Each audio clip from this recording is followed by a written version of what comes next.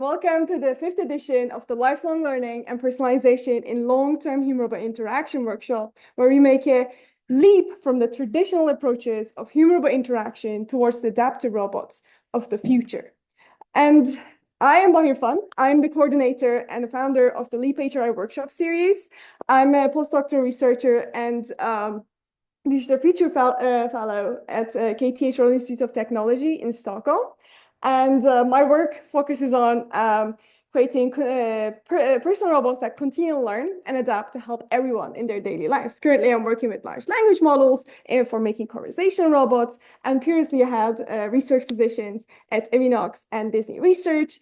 And I have a PhD in personalization, basically from personal robots in HRI from University of Plymouth and SoftBank Robotics Europe as a Maartje Carey Fellow. And I've been organizing this workshop for the past 5 years with fantastic co-organizers. And it's what keeps me going with this workshop is that we get so much attention and so much interest in this workshop. We've been the top workshop at HRI for the past 5 years, and every year amazing speakers and amazing organizers to organize it as well. For instance, Nikhil Charmarani is a senior AI scientist. He's in Zoom and at Medtronic Digital Surgery, and I was the researcher at the Effective Intelligence Robotics Lab at the University of Cambridge. His postdoctoral research conducted with Professor Hatice Güneş at the University of Cambridge and funded by Google under the GID grant, explored the federated continual learning of socially appropriate robot behaviors. His PhD, also at the University of Cambridge, focused on continual learning for social and effective robots, aiming to enable lifelong adaptability in robots operating in real-world and open-world settings. And so Nikhil and I have been previously organized this workshop last year as well, and my laptop doesn't want to cooperate with me, so I'm just gonna continue. So, we have new co-organizers this year. Starting with Michelle Zhao. Michelle is a PhD student at Carnegie Mellon University, and she's advised by Professors Henny Edmani and Ray Simmons, and her research is focused on studying the alignment of robot policies to human preference. And the goal of her research is to enable robots that are proactive participants in the value alignment process. Robots that seek feedback strategically when they're uncertain during task execution while cognizant of user feedback constraints. And next up is Ayub. He's also on Zoom. And Ali is an assistant professor at Gina Scotty School of Engineering and Computer Science, Concordia University, Montreal, where he directs the Personal and Interactive Systems Lab, PAINT. He studies long-term personalization for autonomous systems that continue to learn personalized knowledge from people that assist them in their daily environments. His research combines methods from machine learning and robotics to develop theoretical frameworks that are integrated into practical systems for HRI in domains like assisted robotic arms, mobile motorators, and socially assisted robots. And finally, we have Silvia Rossi. She's here. And she's an associate professor in computer science and co-head of the PRISCA Intelligent Robots and Advanced Cognitive System Projects lab. She received her MSc in physics from University of Naples, Federico, too, Italy, and that's where she is also based in as an associate professor. And her PhD is from Information and Communication Technologies from University of Trento, Italy, in 2006. And she works also on multi-agent systems and user profiling and recommendation systems. And I'm happy to co-organize this workshop with all of these fantastic people. So, as I said, the previous workshops, we had great speakers and organizers, and you can find all of these recordings on our website, as well as this recording you can find after the workshop as well. Now, we're going to have a blast of a workshop. We're going to start with Dana Kulic, who's going to give a keynote, and then we're going to have our contributor talks, and then have breakout sessions. We're going to discuss some of these problems that come out in long-term interaction, especially with the theme of this year, overcoming inequalities with adaptation. And then we're gonna have a coffee break and a panel with Bill Smart, Anara Sandygulova, Maartje de Graaf, and Tapu. Her name is, but I am missing at the moment. And then breakout session, and finally concluding remarks. So without further ado, I'm going to leave the floor to Nikhil to introduce our keynote speaker, Dana. So Nikhil, you can start, or I can set the presentation, right? Right, amazing. I mean, I'm feeling nostalgic here with all the technical glitches from last year as well, so it's fine. Everything's under control. We'll get it rolling and get it back under control very soon. Right. So we have our first or the keynote this time around from Professor Dana Kulic. She's with the Department of Electrical and Computer Systems Engineering and the Department of Mechanical and Aerospace Engineering at Monash University. Since 2019, Dr. Kulic has been a professor and the director of the Monash Robotics at Monash University. And in 2020, she was awarded the ARC Future Fellowship. Professor Kulic's work is focused on developing autonomous systems that can operate in concert with humans using natural and intuitive interaction strategies, particularly systems that learn from user feedback to personalize themselves to individual users over long-term interactions. Professor Kulic has played a crucial role in pioneering systems to quantify and control safety in human-robot interaction and was responsible for developing one of the first systems to implement continuous learning from demonstration, an important first step towards robots that can learn from non-expert users. Today, she would talk about how to handle human variability in the context of long-term HRI. And for further depth in it, I'll let her take the floor and take that role. Thank you so much for coming and agreeing to do this. Thank you so much, Nikhil, for the kind introduction. And thank you so much to Bahar and Ali and Michelle and Silvia for inviting me to participate in the workshop. I love the topic of this workshop, and I think it's an extremely challenging problem. And there are, in fact, many challenges to long-term human-robot interaction. And since I'm the first one this morning, I thought I would just start by kind of laying the scene, and then I will only choose the easiest topic to talk about. Maybe not. But so when we think about actually implementing long-term HRI, we need to have robust hardware and robot systems because if we know if we're going to be deploying these robots in homes, in hospitals, in public spaces, these robots need to be able to kind of take a licking and keep on ticking. And not just the hardware itself, but also there needs to be a lot of robustness in terms of handling variability for example, it could be dark, it could be light, the environment could be noisy, it could be quiet.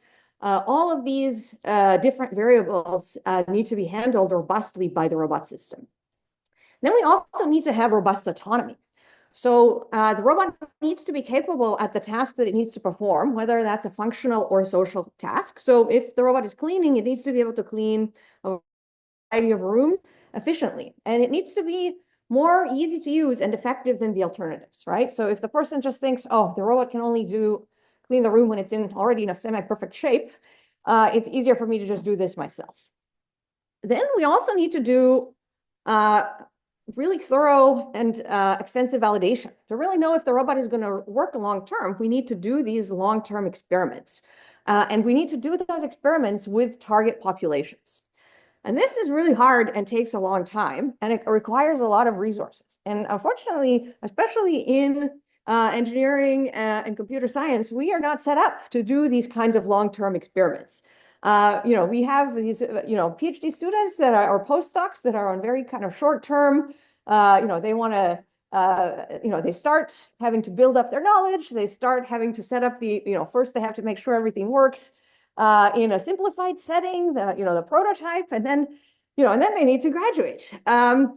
We should be thinking about, long-term trials. If we look at other fields, for example, like medicine, they have separate activity where it's developing the initial prototype, and then a separate activity that is separately funded to do long-term trials like randomized controlled trials to see if something works effectively and at large scale. And we don't have anything like this in robotics. We're basically trying to squeeze all of the initial development and prototype work and the kind of long-term evaluation all in one activity.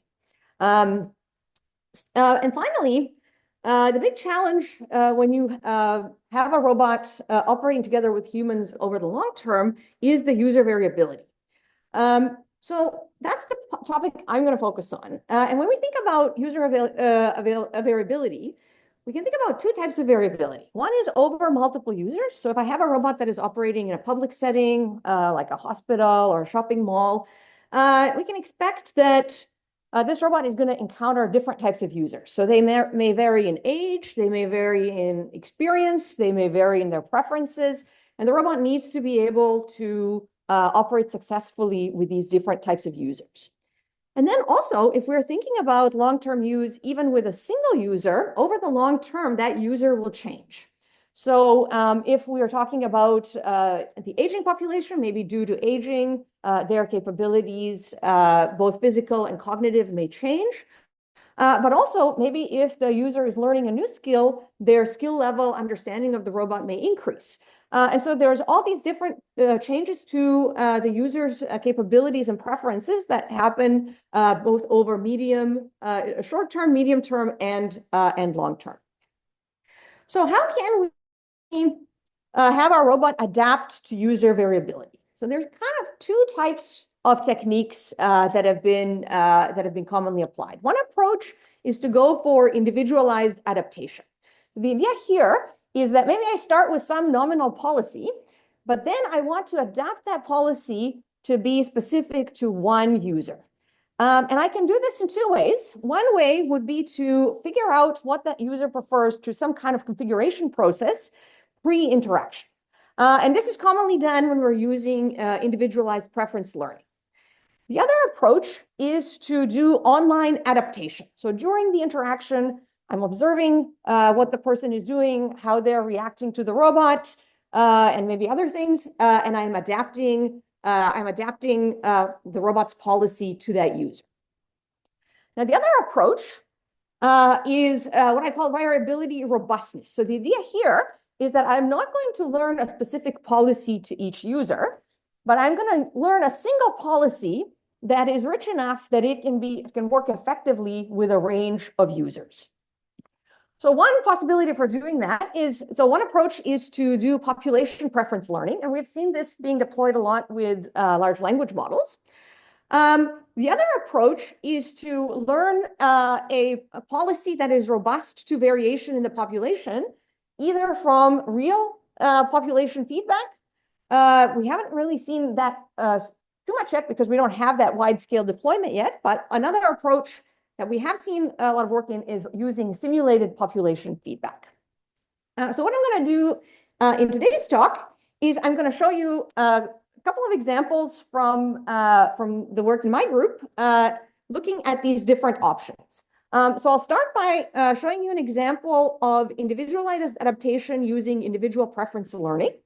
And this will be in the context of learning user preferences for robot warehouse navigation.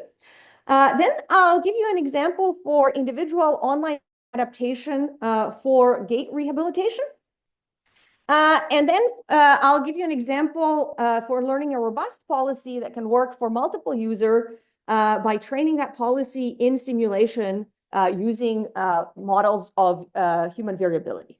And this will be in the context of doing shared autonomy drone piloting. And then at the end, I'll come back and see we'll take a stock take and see to what extent we are successfully dealing with user variability. All right, so let's start with my first example, and this is individualizing the robot policy to human preferences for robots in shared spaces. So the example here is that we have a robot that we want to integrate into a warehouse setting.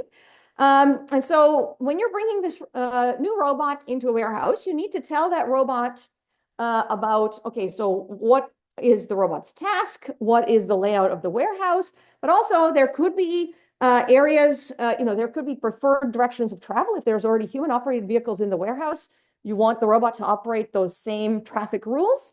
And then if there are places where the robot shouldn't go, you need to tell it about those no-go zones.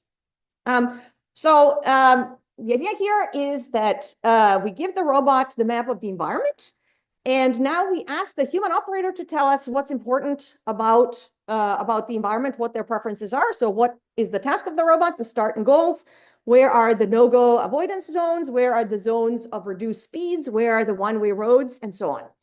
Now, when we ask a user to specify this, to make this kind of specification, some of the specifications can be conflicting, right? So you tell me this is a no-go zone, but I have to cross that no-go zone in order to get from one start to the goal. So now the other thing that we need to figure out is, okay, well, what's the relative importance of these specifications so that we can break any deadlocks? So what we want to do is collaborate with the user to develop the specification. So what we do is we get their initial specification, and now we start generating paths on that specification. So we show them alternatives. So we say, okay, you want me to go from this start goal position to this goal position. Here's 2 ways that I can do so. If I take option 1, I will go along the road direction that you've specified, but I may violate a no-go zone, and that will take me this amount of time. On the other hand, if I avoid the no-go zone, that will take me more time. Which one do you prefer? And so what we want to learn from the user is the relative importance of the specified constraints in terms of the performance benefit required to allow a violation. And this work was led by my PhD student, Niels Wild, and this was in collaboration with Professor Stephen Smith at the University of Waterloo and ClearPath Robotics. So we model these user preferences as a cost over a path. And this is a weighted sum of the features which correspond to their initial specification and the time that it takes to traverse the path. Now, what we want, because we're going to be asking the user to interact with us to generate this specification, we want this to happen as fast as possible, right? Because we don't want to be asking the user like 200 times, do you like this path or do you like this path, right? So this needs to converge very quickly. So one of the key ideas here is that we use an algorithm that allows us to, we can think about this set of weights as a weight space, and we want to find the true user weight. And we think about providing alternatives to the user that allow us to shrink down the feasible weight space as quickly as possible, right? So the alternatives we present are ones that allow us to converge to the correct weight estimate as quickly as possible. So we tested this approach in a user study where we asked users to generate specifications. So we give them this actual industrial environment, and we give them a little intro about what their task is. And we ask them to generate the specification, and then we ask them to help us to figure out the weights corresponding to each specification. So here we recruited 31 participants. Some were complete novices, and some had used the interface repeatedly and had experience with this type of task. And we limited, to make the interaction feasible, we limited it to 20 rounds. So the system was allowed to ask at most 20 times this A or B preference. So we then also wanted to develop an assessment metric that would allow us to quantitatively assess the system performance. So the one that I'm showing here is the time ratio. So it describes the ratio of the average optimal path durations between the 2 specifications. So the one that we had initially before we got these weights from the user, and then one afterwards. So what you can see is that initial specifications can result in robot paths that are very long, more than 3 times longer than the baseline. And there is a very large variance between specifications, and especially for novice users. So what our learning process helps is to decrease this time ratio as well as decrease the variability between users. So that basically that we help all users, whether they're novices or experts, come up with good specifications. But this approach particularly benefits the novice users. So what we can do is we can kind of help to eliminate this difference between the quality of specification for the robot that comes from the novice and expert users. The robot is now behaving according to the preferences and also efficiently. Now let me shift to my second example. So here I want to highlight a work where we do individualized. So what we're going to be doing is adapting the policy online during gait rehab. This project was focusing on gait therapy for Parkinson's disease. So Parkinson's disease is a progressive neurological disorder that results in motor disturbances, and it's one of the common symptoms is freezing of gait. And you can see in the video over here where you can see this patient is trying to walk, and he's finding it very difficult to make steps forward, very small steps, and as a result, his gait freezes. But this can be effectively alleviated by providing cues on where to step. So what you can see in the video on the far side is that the visual cues help the patient to recover the correct stride length and cadence. So in fact, these cues can be provided in a variety of ways. They could be visual, auditory, or haptic. However, most existing approaches, so what we saw in that video, they generate a fixed cueing strategy without any adaptation to the user. So you just provide a fixed audio signal or a fixed visual signal to help the user. And what we wanted to see is whether we could be more effective if we adapted to the user, to each individual online, using an online optimization approach. And this work was led by my PhD student, Tina Wu. So the idea here is that we have our human walker, and we're going to measure their gait using an IMU that's mounted on their leg. And what we're going to do is, from that measurement, we're going to estimate what their current gait parameters are. So let's say, for example, the current cadence. Now, of course, we're not measuring cadence directly, so we need to first estimate from the measurement. So now we've estimated that cadence, and at the same time, we have a target cadence that we want from the user, and we can provide the user with a cue, with an audio cue. So what we're going to be doing is we're going to learn a model of how this user responds to those cues. And then we're going to use that model in an optimization to give them the best possible cue for them. Okay, so we then, of course, this is kind of the standard, a PhD approach. We first start with healthy participants. So this is 25 healthy participants, and what we did is we ran them through a number of different experimental conditions where we first had them walking with their baseline, just no cueing, just to see what their baseline gait is.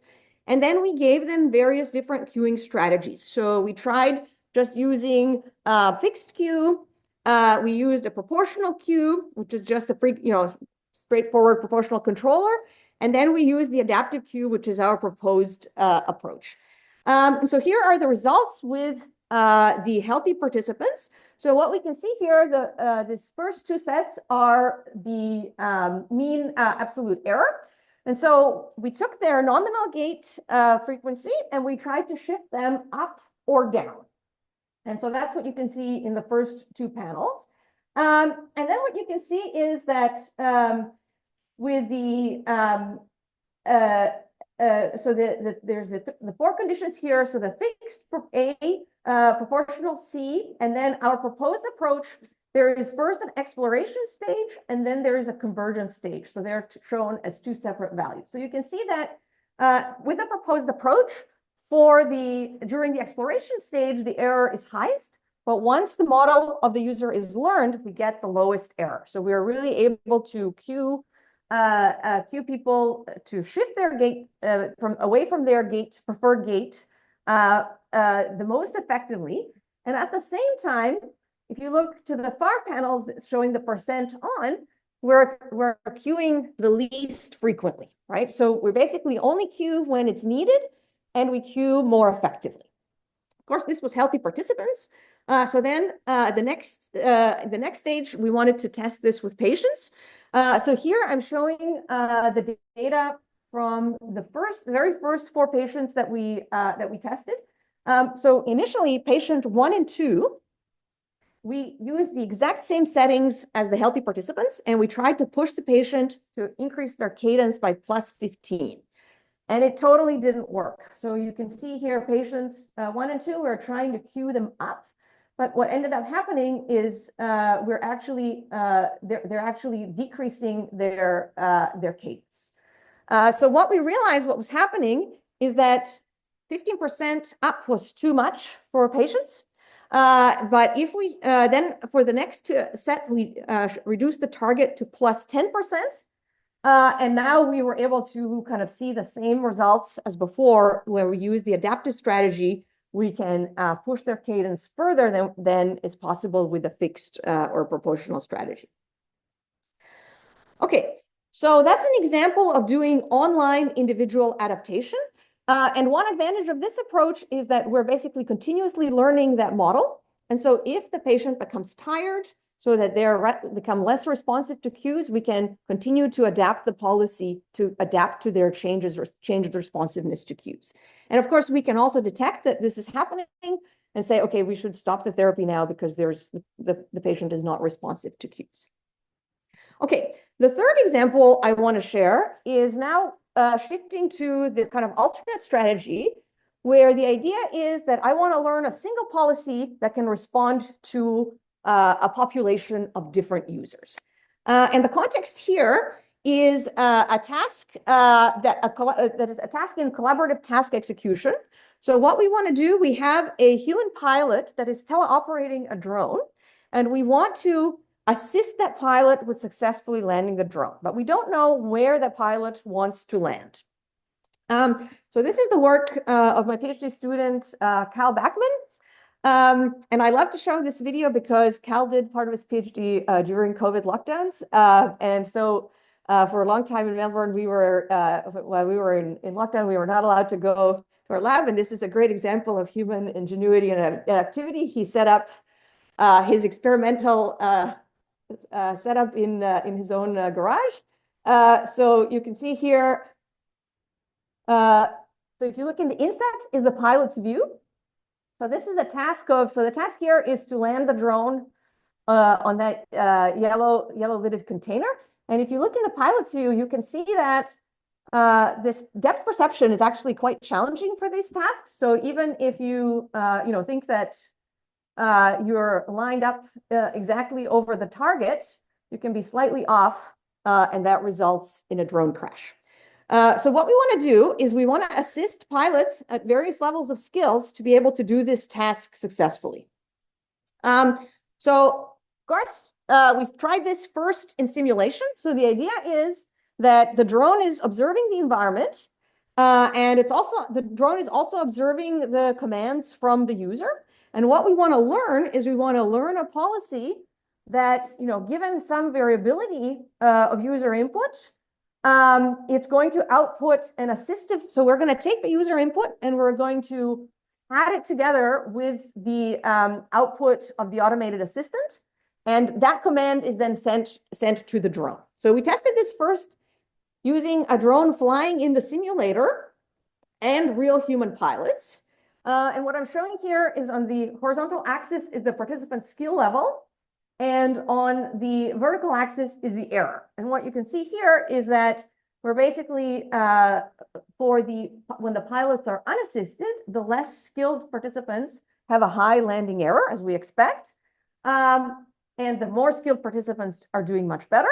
But when we provide them with assistance, we can basically decouple the success of the task from the skill, because everybody performs just as well. So that was in the simulator. Of course, now we want to try this on the real hardware. So now we go to a physical implementation. So the same idea. Our drone has 2 cameras that's looking at the scene, so looking at potential landing targets. And the drone is also receiving information from the human teleoperator. So what's the human instructing the robot to do? And it has information from a mocap system about the positioning. And the idea is to learn a policy that we can combine with the user input to output to the drone.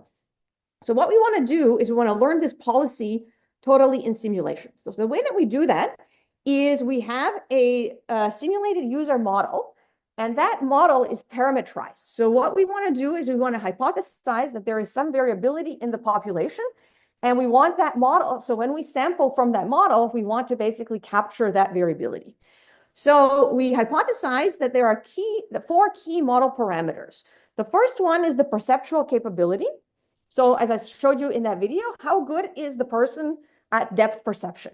And we model that by, basically a variable offset between what the user's perceived goal is and what the actual goal is, right? So somebody with perfect perceptual capability, the perceived goal and the actual goal are the same. But as that factor variable increases, the error from the goal is increasing. Then we also model, second parameter is the acceptance of assistance. So how much does the user adapt to the actions of the assistant? The user's preferred speed. So some users like to fly the drone fast, others like to be much slower. And then the joystick operating capability. So of course, some users, especially those that have experience with video games, are amazing at the joystick, but others who are, grabbing the joystick for the first time, that input signal is very noisy. And then what we do is we perform policy training 100% in simulation. So we do domain randomization over different environments, different possible configurations of landing positions, and as well different configurations of possible pilots. And so what we are training here is we are training this policy purely in simulation, and we're domain randomizing over the environment, but also over the population of possible pilots. So then after we train that policy purely in simulation, we then we deploy that policy 0 shot onto the physical drone. And we run experiments in the lab so this is the setup. So you can see in the corner there, the pilot is in the far corner of the room. And the pilot is being tasked to land the drone on one of these platforms. And you can see there's numbers written on the platforms. So the pilot knows which platform they're supposed to land in, but the assistant doesn't. So the assistant needs to figure it out from just the actions of the pilot. And notice what we did here is we turned off the overhead lights so that we didn't provide, because initially people were using the shadow of the drone as a helpful tip for depth perception. So we turned that off to really make the depth perception more challenging. All right, so let me show you some fun videos from the experiments. So here is a novice pilot. So again, we recruited novices, but we also recruited some expert pilots. So here is a novice flying unassisted. So what you'll see here is that they're trying to land on that far platform. And so they're being very careful. It's hard because they realize that their depth perception is not perfect. So they're very carefully trying to position the drone over what they think is the platform, and then slowly, carefully bring it down. But unfortunately, their depth perception is a little bit off, and that results in a failure. Now let me show you the same pilot flying assisted. So what you can see here to the same target. So initially, there's not a lot of help from the assistant, but once the assistant figures out what the target is, then the assistant can basically help to position the drone correctly over the target and land much more quickly and successfully. And so similar to the simulation results, so again, on the horizontal axis, showing pilot proficiency, and now showing the landing error and the success rate. And so what you can see, the blue line in the dots is the unassisted, and the green line in the dots is the assisted. And what you can see is that we completely decoupled pilot proficiency from success, so that everybody, regardless of prior skill, can achieve the task successfully. All right, so let me wrap up with just some closing thoughts. So did we actually handle user variability? So if we think about the individualization methods, I've shown you that it can work, but I want to also discuss some of the drawbacks. So with these, if we're trying to do individualization either online or in a pre-configuration approach, we require some strong priors to enable fast learning. So whether we have a strong prior about what the structure of the cost function is, or we can use some simplified model where we can make some assumptions to help us to learn quickly, because there's always a lag between the user change and the adaptation. And if we're not learning quickly, that lag is very long. And then also this, especially if we're using this kind of preferencing, we may require like re-specification or re-preferencing, which is again kind of tedious for the user. On the other hand, the population methods kind of offer this great benefit is there's no need for pre-configuration and there's no need for online learning, so there's no lag. But you know, one question is, can they handle changes in a single user over time? So we actually saw this in our piloting experiments, because we saw that actually even within a half-an-hour experiment, people started changing their behavior in response to the assistant. So when they saw that the assistant was helpful, they started flying faster, and they started being less careful.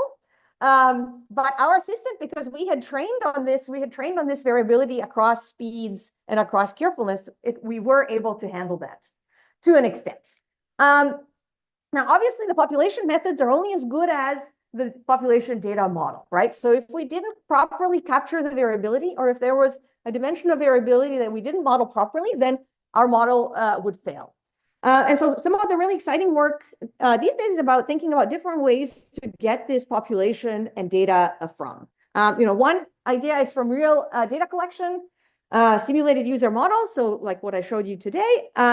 And then finally, of course, a really exciting recent activity has been around using foundation models to try to generate this kind of variability of user behaviors. So I'll end here. Thank you very much to all my students, collaborators, and sponsors. And thank you all for listening. I'm happy to take questions. Thank you so much, Dana. I mean, firstly, just a round of applause for Dana for a brilliant talk and guiding us through all of that. Do we have any questions? Bahar perhaps can help me for in-person questions if there is. Anybody online can post their questions in the chat box. If I can't see the audience, I can say maybe Bahar can point out. Otherwise, I have a question. Maybe I can kick it off. So I think we do have an audience one, so Brilliant. maybe we'll start. Yeah. You've got the AI adapting to the operator of your robots, but I can imagine that the operators are adapting as well to the AI. Does it ever happen? Usually they come together. Does it ever happen that they actually drift apart, that they never find each other? For the case of the drone piloting experiments, we did see that users were changing their behavior as a result of their experience of the interaction. Initially, users were very careful, especially novices, and they just started flying faster. And then also we saw users putting in less effort because they could kind of see, oh, okay, if I just give a little hint where I want to go, the assistant will help me. But in general, this was, for the so we did the study and we've done a subsequent study since this work. We showed in general that when users were aiming to do the task, then the policy converged. But there is no theoretical guarantee about that. Now, we did also see another type of behavior, which was that users were trying to test the system because they were like, oh, well, this is working so well. I wonder how well does it really work? And so then, trying to like slam the drone into the ground to see if the assistant would stop and generate a, a safe behavior. And we also had a couple of people who tried to, so we were doing this inside the motion capture arena, and we had a couple of people who tried to fly out of the arena. And so in those cases, you could consider that is a divergence, but I think now we've kind of so like the central assumption of the way that the policy was trained is that there is a shared goal between the pilot and the assistant. But in these cases, then that assumption is violated. But I think that's a very, I think it's a very important behavior to highlight, because certainly, if you have robots that are operating with a variety of users, you should not assume that there is always a shared objective between, all the users, nor between the users and the robot. There's one question online. Maybe I can take it. So what are your thoughts on the ways to handle co-adaptation in particular cases when the policy itself isn't perfectly performant? So in the case for in the case of the drone piloting, what we saw here is that, so we tested separately for, so what we found with novices, the co-adaptation was generally helpful. And we were particularly interested to see what would happen on the expert side, because we were worried that for experts, the experts would find the assistant annoying or not useful. But what we found here is that even for the experts, we were able to help them a little bit. Not nearly as much as the novices, but we were able to help them a little bit. But there was, I would say, when you look at the qualitative responses, the experts were kind of the novices were like, wow, this is amazing. The assistant is so helpful. The novices were, the experts were not as happy. And particularly, we had a couple of cases where the experts thought that the speed was too high for some of the landings. They would have preferred to be more careful. And the assistant was basically, just kind of helping them finish with the landing, which they didn't agree with. So I think that when you have, so I think one of the weaknesses of having an online adaptive system is it makes co-adaptation harder, right? Because the user is trying to adapt to the system, but if the system is changing its behavior in response to the user, it makes co-adaptation harder, and it makes it frustrating to the user. So we definitely saw that in some of our gate experiments, because the system was adapting and changing how it was queuing as it was measuring what the user was doing. We had some participants were reporting that they found this confusing, and they were, they would have preferred if it was it just kind of fixed its policy and just followed that from that point on. Right. Is there any other question there in person? Yeah, we have an in-person question. Amazing. What will be the last one we take then? Yeah. Thank you very much. The question is on your last sentences, so foundation models.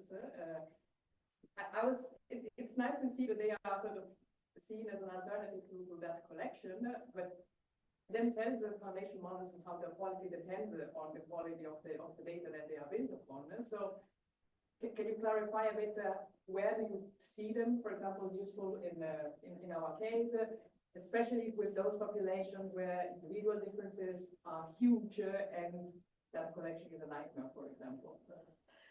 Yeah, so I've seen kind of foundation models until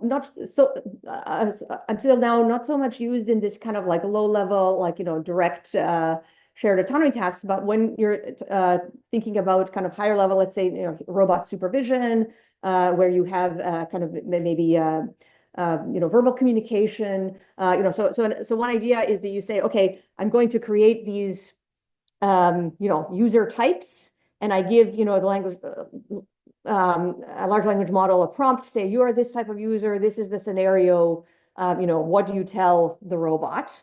And so that's very nice. You can kind of then create these different personas, and you can kind of generate, a set of, what kind of responses would that person make? And so it's a kind of a way of creating this kind of like, simulated population of users. But I think that the challenge is about knowing, it's like, what does that distribution look like? Have you really captured, because in a sense, you're still kind of manually creating these personas, or you're manually creating some, model from which you're going to sample the personas. And so then knowing whether you've captured the the variability in the population, it's very hard, right? Like you don't know if you've actually done that. And then if you train your model on this simulated population that is not actually similar to your overlapping with your true population, then of course the policy is less likely to be effective.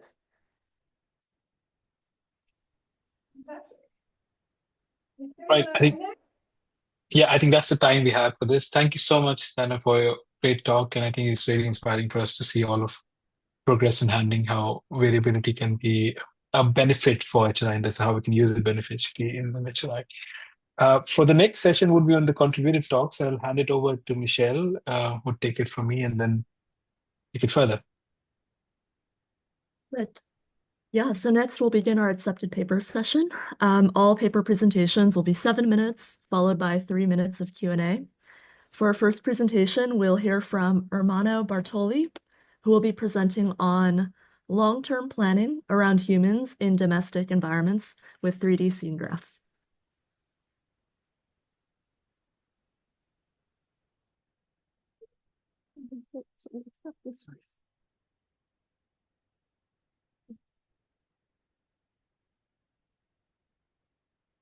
Oops.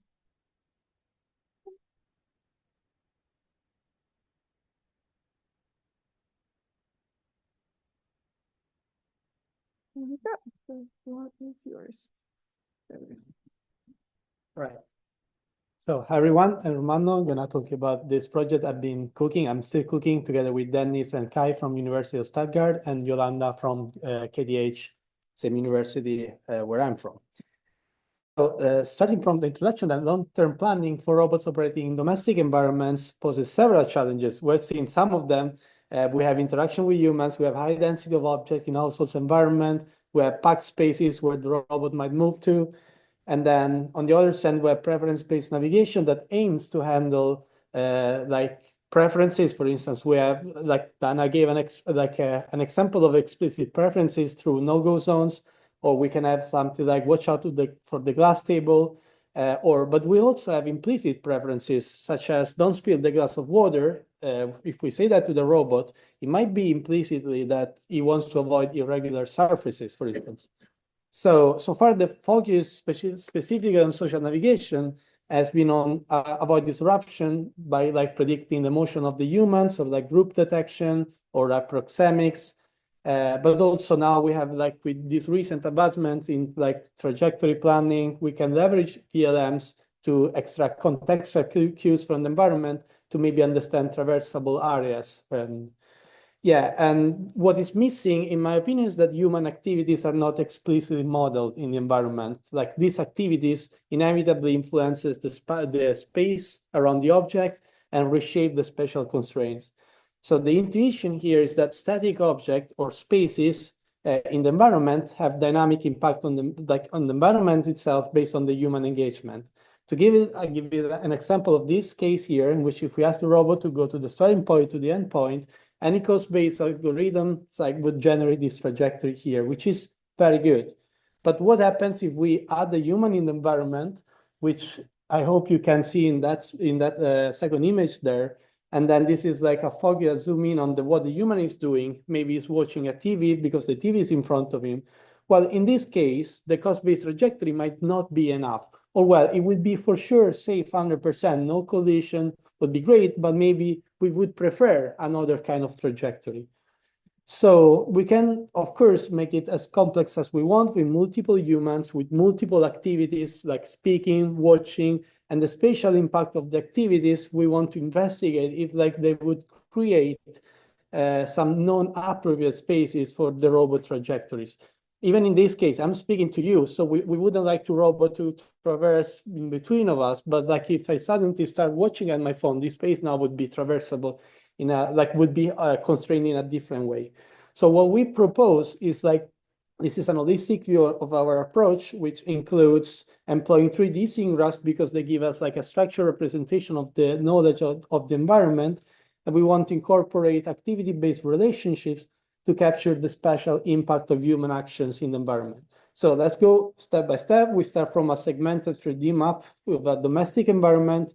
And also, as a note, to the best of our knowledge, 3D maps with associated 3D scene graph with humans engaged in activities don't exist, because humans have variability. When we build 3D maps, we don't want humans, but if we want to have robots with humans, we want to have humans as well. So this is like this alignment that still needs to be handled. So starting on that map, we want to compute a robot trajectory, because the robot might be tasked to do something. And then we want to expand the trajectory to search to potential object that could impact the trajectory.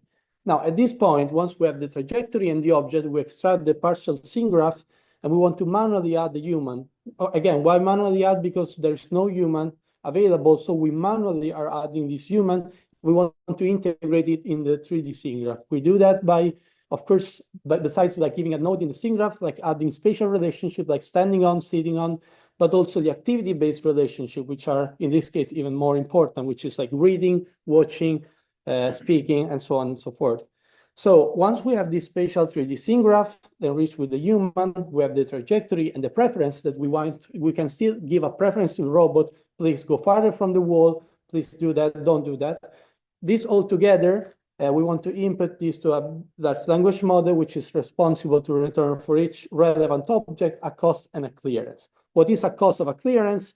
The cost is a value equal or greater than 1, which 1 is no impact at all of that object in the trajectory, and reflects the impact factor of the object, where the clearance acts as a diminishing factor to the cost, reducing the impact as the robots move farther from the object. So because, of course, the physical safety is always guaranteed. What is not guaranteed, I'm going to call it like this, is like appropriate safety. And that's what we want to have with the clearance as well. So as a preliminary result, that we've tried to conduct some experiments on that. If we look at this scene here, we have this trajectory, and then we try to say manually putting the human in the following way. Like the human is sitting on the bed and is watching something on the TV. So of course we know the position of humans, of the objects in the environment, and then we gave the preference, don't disturb anyone watching a football match. So it's still very like ambiguous in a way. We don't know which components in the scene are like responsible for this. But what we ask is like 3 different cases. The first one, obviously, there is no human, just the 3D scene graph. And like, can you give a cost of this object in the 3D from the 3D scene graph? And like bed and armchair, they are both like, but they don't know exactly where the human could be sitting, because like they based on common sense reasoning. But like once we insert the humans, it's interesting to know that without any like activity-based relationship, the bed and the armchair are basically associated with the same cost, which is wrong, because we know where the human is sitting and what the human is doing. While with the relationship, then it starts changing. In both the cases, human is like 10 and 5, which is very high cost. So that really doesn't matter. What it matters here is that the armchair, it's 1 and 0, because we know the human is watching the TV from the bed.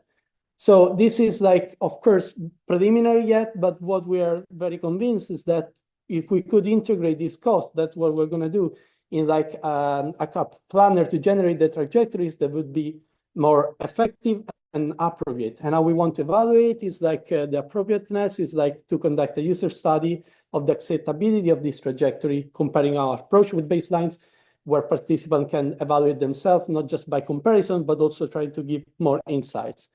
So just finally to conclude, we think that this approach lays the foundation for integrating 3D scene graph relationships into planning, which would enable more context as well as socially intelligent robot navigation.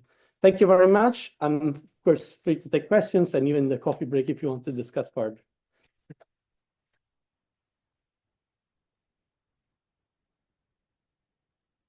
Great, thank you for the talk. We'll begin with, why don't, Ermanno, you handle in-person questions and pass it back to me for online. Okay, perfect.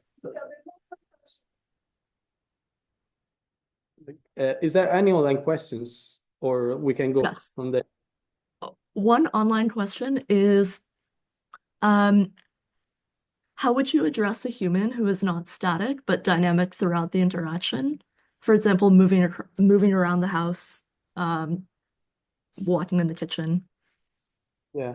Yeah, that's the point. Like for sure, with the dynamicity of the human, like in the moments, that's something like even more complex to handle. But what I think is that even if the human is studying, but it's just changing the activities, what we want to model is like this difference in the space. So I would see that still as a follow-up, unfortunately, of this, because like the foundation of modeling activity base seems to be still a bit lacking in the incorporation of robot trajectories. Got it. One additional online question. How can we include user preferences in this? Perhaps a user is fine with interruptions during the football game, but not when dining or not when watching a film. Yeah, so then it comes to a negotiation phase. So once we have some costs, it's also a matter to understand where do we want to have a negotiation before we're seeing an experiment of like this negotiation. One, we know that there are some no-go zones. Maybe some users are more like okay with the robot, like interrupting, like traversing these no-go zones.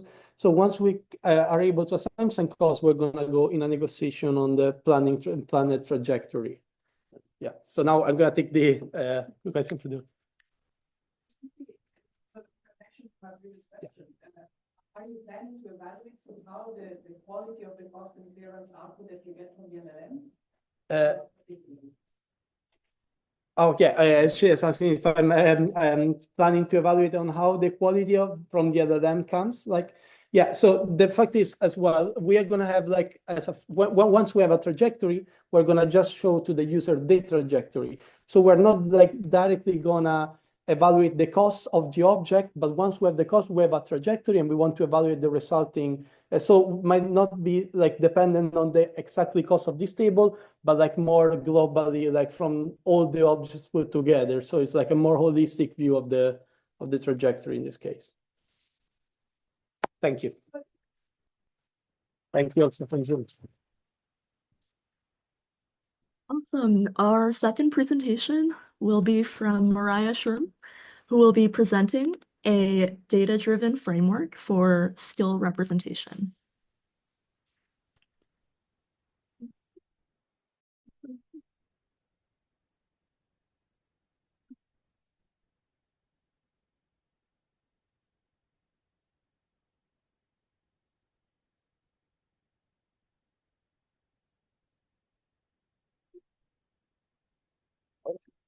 All right. Hello, everyone. My name is Mariah. I'm a research scientist at Toyota Research Institute, and I'm going to be presenting on our work, a data-driven framework for skill representation. So I want to first start us off with a couple of motivating examples for why it's important for a robot or an AI system to be able to infer the skill of the human that it's working with. And so here we see an example of a competitive interaction in which a team of robots is interacting with a team of humans, and the team of robots is tasked with playing football and winning the game. In this situation, it would be beneficial if the team of robots could infer the skill of the humans that they're playing against so that they could capitalize on the humans' weaknesses and be more likely to win the game.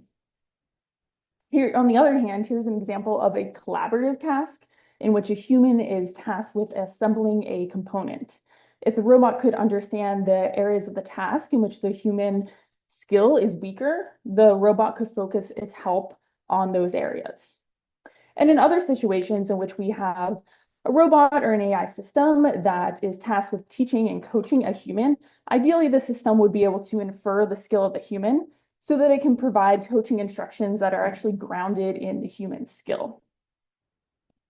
The issue, though, is that understanding human skill is difficult. Human skill is a very complex construct, and it's hard to quantify. And so before I jump into our approach for inferring human skill, I want to first provide a clear definition of skill and talk about how this is different from performance. And so we define skill as an individual's underlying capability and their competence in a certain area. Skill is a construct that tends to be stable over time, so you won't see it changing on a moment-to-moment basis, but it can evolve with practice and coaching. Performance, on the other hand, is the observable outcome or result of applying skill in a specific situation. And so it can vary on a moment-to-moment basis and can change due to things like the human's fatigue or certain environmental changes. And so we investigate this question of if we can enable an AI system to infer human skill in the domain of high performance driving education, or HPDE. In HPDE, a student drives a car around a racetrack, and the goal is for them to drive as quickly as possible. Typically, they have a coach seated next to them who's providing instructions to the students about how they can better handle their vehicle at these high speeds.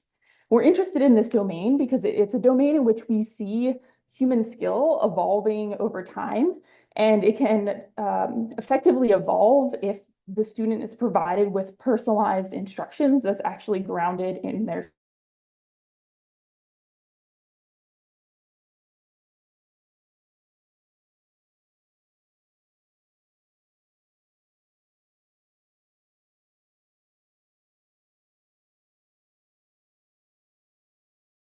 There are 6 main subskills in racing.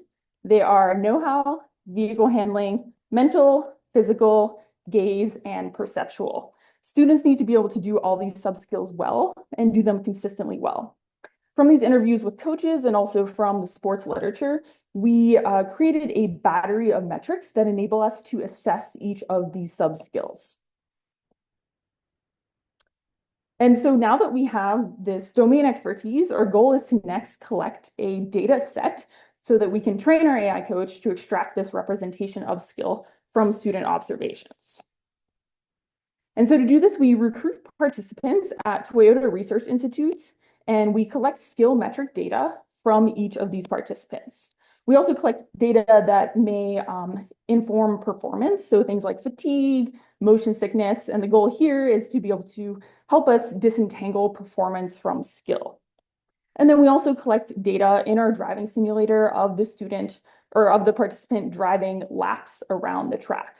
And our goal ultimately is to use these skill metric data to extract a representation of skill from this driving data. Our first step, though, is to verify that there's actually a signal in these metrics, that these skill metrics can help us to effectively distinguish between different skill levels. And so here we show a subset of some of the data that we're collecting in the study. We're collecting everything from physiological data, eye tracking data, data on the skid pad, webcam, psychological tests, etc. And so here I'm showing some preliminary results demonstrating that our skill metrics are able to effectively differentiate between novices and experts across our different sub-skills. And I'm going to dive into a couple of the sub-skills. So when we talk to coaches, they really stress the importance of gaze in racing, that students need to know where to look on the track. And so our 2 skill metrics that we were interested in for gaze were average gaze dispersion and the amount of time that the student spends, excuse me, looking at the important areas of the track. And we found that there was a signal in these metrics. For perceptual skill, we developed novel occlusion tasks. Occlusion tasks have been used in prior sports, but this is the first time that they're used in racing. And so our goal is to use these skill metrics to extract an encoding of skill from observations of driving, and then ultimately use these skill metrics in downstream, excuse me, downstream coaching tasks. And so an example of how we would use these metrics would be to condition large language models on the skill of the student. And we're also interested in providing a visualization, excuse me, of the skill space to better motivate the student. All right, happy to take any questions.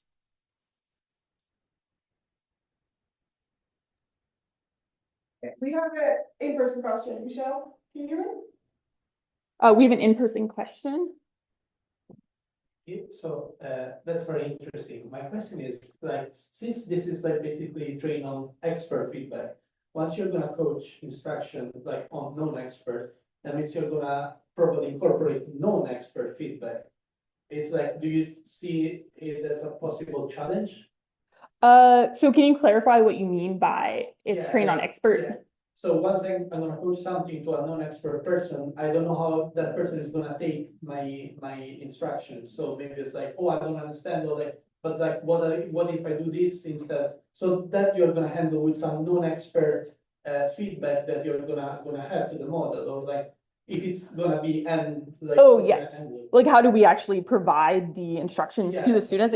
Yeah, so right now that's actually something we're working on doing, is collecting a data set of coaching instructions. So we're having participants drive in our driving simulator, and we have an expert coach who's sitting next to them giving instructions during this driving. And so we're interested in basically fine-tuning a large language model that's conditioned on skill, and where the output is actually coaching instructions. And so one of the challenges here is to be able to collect a data set that has diverse skill of the student. So we have to recruit both people who are experienced in racing as well as novices. Yeah. Right, thank you. Michelle, do you have any online questions? We have another in-person here. Yes, just one online question. Based on the interviews, are there any sub-skills that develop earlier or later as students become experts? Are there any sub-skills in which the gap between novice and expert starts out smaller? Yeah, that's a really good question. So yeah, that's a really good question. So know-how is a sub-skill that you can develop without even actually setting foot in a vehicle. You can do this by just studying, what the knowledge that is necessary in racing. But other skills like perceptual skill or gaze and vehicle handling, you typically need to spend a lot of time in a vehicle to basically train those neural pathways to be skilled in those different subskills. So there is variability across these subskills, and I think that's one thing we're interested in looking at is how these different subskills evolve over time, and if some subskills will evolve faster than others. Okay, last question. Hi, thank you for the talk. I have a quick question about how you proceed to the recording phase. So do you have already hardware or sensor system set up for the gaze? Yeah. So we're using the Tobii eye tracker to collect gaze data. So you can see on the bottom left here, this is our Tobii eye tracker, and in our simulator, we have it positioned basically right under our screen. And once we transition this to a more real world setting outside of the simulator, we'll have participants wear goggles to track their gaze. Yeah. Thank you, speaker again. Awesome. Thank you for the talk. So I'm gonna share the screen. Our third presentation will be from Usman Irshad Bhatti, who will be presenting task-relevant active learning without prior knowledge using vision language models. Usman, can you try to share your screen just to see it so I can? Yeah, you should be able to share it.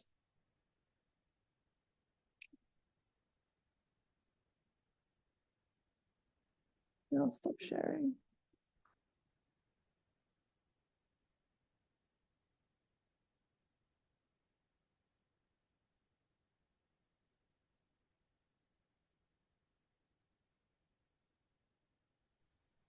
Can you see it? Just a second. I just need to see this. Sorry, I need to find my notes. And after this talk, we're going to go into the coffee break. Sure.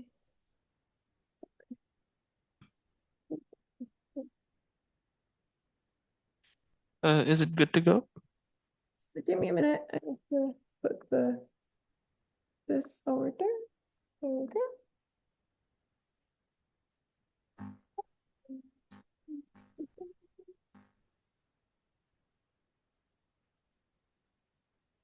Yeah, you're good to go. Okay, sure. Good morning. The task relevant active learning. This is the project I've been doing with Dr. Ayub as a master's student for Concordia University. In active learning, our main task is to reduce annotation costs by selecting samples that have the most information, or but the samples that are more uncertain, the model is about them. But the problem in traditional active learning is that we assume that all the data is relevant and we have initially labeled data. Because in uncertainty sampling, that is a way to do active learning, it needs initially labeled data, and we not always have that labeled data. And in real-world robotic settings, it is pretty bad assumption to say that whatever the robot sees is relevant. Most of the things it sees are irrelevant to the task it needs to do. So what I'm trying to do here is basically use CLIP, a visual language model, to pre-select images that are relevant to my task. So reiterating the exact problem, AL methods, any active learning method needs initially labeled data. It can't do anything without labeled data at the start, and it also assumes that that data is relevant. Most of the times, relevant data or labeled data is not available. And secondly, random sampling also cannot be our answer, because it basically makes the annotation costs high. So what we're doing here is using CLIP for selecting that relevant samples. What we do is we use CLIP as an encoder for both task descriptions and the images we have. So CLIP is basically a multimodal model which can take text input as well as vision input. So it encodes. For a second, your screen is like partially covered with black boxes. Is it okay? Can you restart your presentation? Maybe that'll fix it.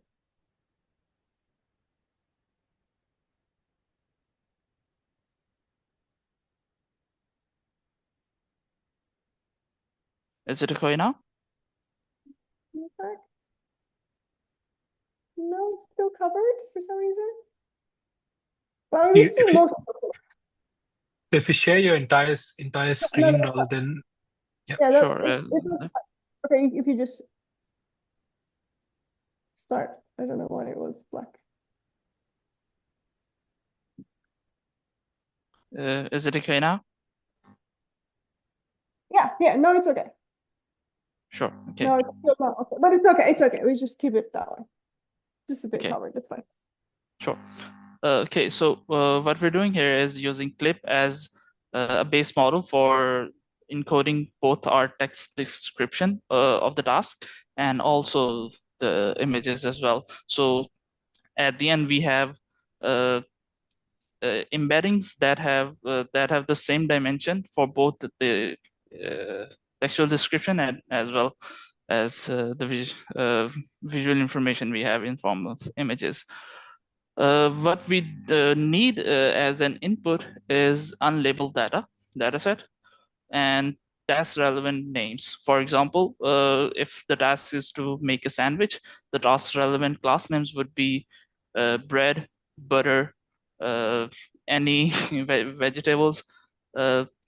These are task relevant names, and irrelevant names would be anything that is present in the house, and it's an open set.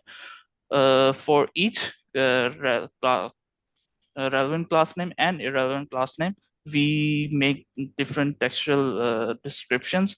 We make multiple of those. For one task name, we can make like 15 or 20 or 25. Why we do that is because it introduces diversity and formativeness. So if there was only one textual description, all the images that the embeddings, the CLIP would choose similar to be, would have similar information in them. So multiple descriptions enable diversity in the samples we select. So at the end, we have an image, multiple relevant task descriptions and irrelevant task descriptions, and we convert those into embeddings using clip. After that, we choose images based upon the score that is visible here. The score maximizes the cosine similarity of each image with the relevant descriptions. For example, the phi t here is all the relevant descriptions. If there were 5 relevant classes, and we made 10 descriptions for each class, these would be 50. And for each image, we select the highest similarity it has with any one of those descriptions, and then we minus the average of the similarity with the irrelevant classes. Why we do that is because we don't want the images to be similar to the irrelevant classes. So at the start, we don't know what the irrelevant classes are, but as we select samples, not all of the samples are relevant. So when the oracle gets them labeled, we have some information about what the relevant samples in our data set are. So we use those relevant samples here. And then after getting those samples, we train a classifier to check the performance of our method. In our example, we use CIFAR-10 dataset. We chose 5 classes as relevant and 5 as irrelevant. For each class, we had 15 textual descriptions. And we, after using selecting the images, we train a ResNet 18 for identifying between those 5 relevant classes. We compared our method against random sampling and uncertainty sampling. In uncertainty sampling, you also need the classifier to be already trained on some data. So what we did was use half of the budget for random sample images, trained the classifier on that, and then selected half of the budget using uncertainty sampling. For the matrix, we have a number of label relevant samples. For example, if the budget is 150, how many of the selected samples were relevant for each method? And after that, when the relevant samples were selected, what was the accuracy of ResNet 18 on the test set of CIFAR-10? For the results, for the accuracy part, our ClipSim method performs way better at the start when our budget is very low. But as you can see, when the budget gets high, the random sampling method catches up, and we can see at around 450 budget, our method plateaus. So my assumption is, as of right now, is that it's because we have a 15 fixed textual descriptions. If we increase the textual descriptions as the training budget increases, this accuracy should also increase. For the selected samples, we can see here at 150 budget size, around 136 were relevant in ClipSim, and around half were randomly sampled were basically relevant. This is because in CIFAR 5 were relevant, 5 were irrelevant, so only half of the samples were relevant when we selected them those randomly. So you can see how random sampling can be dangerous when only 2% or 10% of the data set is relevant. So this number will also decrease in real world settings. So basically, we handled the cold start problem, and we used a pre-filtering method to reduce annotation cost. For the future, we hope that we also incorporate task descriptions instead of task relevant class names. So we can start with make a sandwich as a description instead of the class names of bread and butter, etc. We can also integrate uncertainty sampling in the further rounds of AL And we can also use multimodal models for better task descriptions. So right now, the task descriptions are not based upon the images itself. Those are randomly generated, and we can also use a better real-world data set. Sure. And that's it from my side.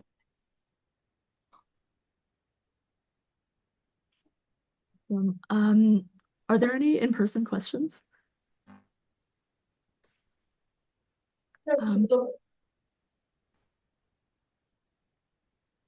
Sorry, what was that? Sure, go for it. No, go ask your question online. Okay, we have one online question. Did you examine how does the active learning method affect the confidence in addition to the accuracy of the model for relevant classes? Okay, so what do you mean by the confidence? Is it?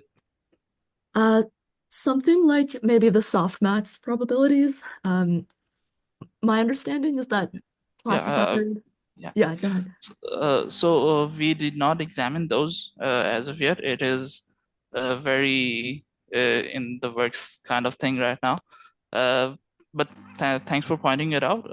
I think we should do that in the future. Have you thought about a combination of high similarity to relevant classes as well as some with low similarity so that you could sort of target the decision boundary? Yeah, I tried using a threshold. So basically, a threshold that ensures that the class is the image is relevant, but we so the similarity is not that high. So we know that the model is uncertain about it. But what it did was decrease the number of images that were relevant and did not provide more diversity or information as per se. So. Any in-person questions? No, that's we can take the speaker now.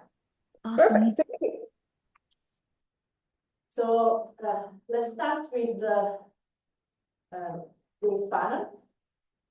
We are very happy to have three panelists that will discuss a little bit with us about topics that somehow we already addressed in the morning, but we want also to explore further. So I will give them like a couple of minutes for presenting themselves in the proper way. So and then we will start with the questions. Let's first. Oh, just introduce. Yeah, introduce yourself. Hi, my name is Maartje. I'm an assistant professor at Utrecht University. Well, I do research in human-robot interaction, obviously, and I focus on basically all kind of robot failures and how they should or could recover from that, focusing on the user perspective of this problem. My name is Anara Sandygulova. I'm from Bahar University in Kazakhstan. I work on child-robot interaction in the wild. So in particular, it's about children with autism, where we try to understand how to adapt to different individual differences of children, as well as data-driven adaptation and so on. I'm Bill Smart. I'm a professor at Oregon State, and I'm also an Amazon scholar with Amazon's Consumer Robotics Group. I'm speaking today as an Oregon State guy, not as an Amazon guy. They asked me to say that. Interested in all aspects of robots, but especially sort of long-term adaptation. Thanks a lot. So please feel free to raise your hand if you have any particular question. I will start, of course, with mine, but please, let's do it interactively. So let's try to have a nice discussion. So I'm going to start with the first question, because it was mentioned also before in the first part of the workshop. There are some issue in evaluating personalization and adaptation. So the question would be, what are the benchmark in your opinion and evaluation criteria? We have the fourth one. Just in time, just in time. We are just about to start. So. It's okay, you're. Take a picture.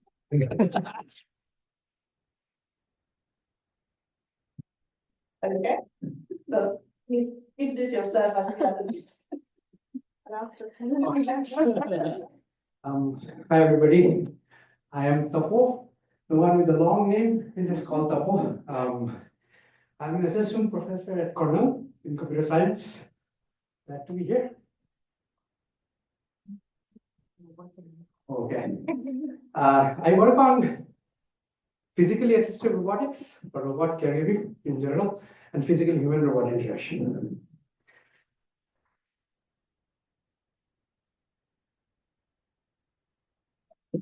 We were saying, just give us your opinion about evaluation criteria and benchmarking in personalization. There are different approach and different type of algorithm used to get personalization and adaptation. But so, first of all, what are your opinion of the right type of measurement for that? And do you think that the methods that are used in our community are sufficient and well defined to measure and address the quality of our systems? Want to start? Well, typically we have measures that we do for HRI studies here. For example, we ask questions to people or we collect some metrics. I don't think you're asking these kind of measures. Who are specialized for measuring adaptation. So how to measure if the system really is adapting or not. Yeah, I think I didn't get to that part yet in my research because we're still collecting data that we can train the networks to then adapt to users.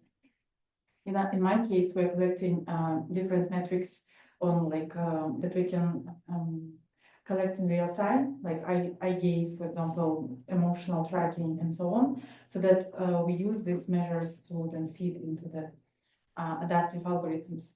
But how to measure an adaptation would be an interesting question, because for my type of population that I'm working on, it's very hard to measure because they are very different from each other. Individual differences are very huge. It's not a very heterogeneous group. And in this case, that would be a really good research question, I would say. And we will probably have to do a trial and error approach of if a child again is in comparison to the previous day when there was no adaptation, if the child is actually showing more happiness or more compliance or more performance metrics are improved, those would be, I would assume. But we haven't got to that part yet. Yeah. I'll talk about a very recent deployment that we did in our lab, where we basically like deployed our robot-assisted feeding system, one of our projects, into like for a 5-day in-home study. We fed people many different meals and like in different settings. So before doing that, we realized that every user is different. So we actually did a formative study. And we did a formative study with like 17 care recipients. When I say care recipients, I basically work with people with mobility limitations. So in that study, it was very interesting. We asked them, like, what kind of things would matter for you when we feed? They actually came up with 46 different requirements for personalization. And it is not just about, when I think about personalization, like, for example, not just about trajectories, no? Different tasks, different sequence of eating. Somebody would like to eat sweet food at the end. Somebody wants to eat in the beginning. Different kinds of, like, for example, hardware. Like we had somebody with mobility limitation who also had an associated cognitive limitation. They just don't want to eat with the fork like this. The fork has to be flipped. Otherwise, they don't want to eat, right? So, like, basically, we found that the axis of personalization, like, it's huge, right? And this was just, again, using those 17 users. So what we found out, I mean, the key answer that I would say is that when we dial it down to tasks, from the task standpoint, it's easier to say, once the task is done successfully, that, okay, I personalized. But what happens is, generally, the methods that we use for personalization, like in our case, we were using LLM-based code synthesis. LLMs hallucinate. So even if the algorithm thinks they have personalized, it may not have personalized. And that's where another key factor really helps is transparency. So in our cases, what happened, the user said, okay, I want to use maybe button-based interface for, drinking, but gesture-based interface for feeding. They said that LLM understood it differently. Our system is organized in such a way that LLM actually changed the behavior tree in a different way. But because there was transparency, we had implemented the LLM also then, like, for example, the robot then also said, okay, I'm going to do this. And the user said, oh, that's not what I meant by my personalization. I wanted something different. And so then after multiple iterations, the user was able to get the robot to do what they want by changing their prompts. So I think transparency helps with this because sometimes algorithms will fail, especially these black box algorithms.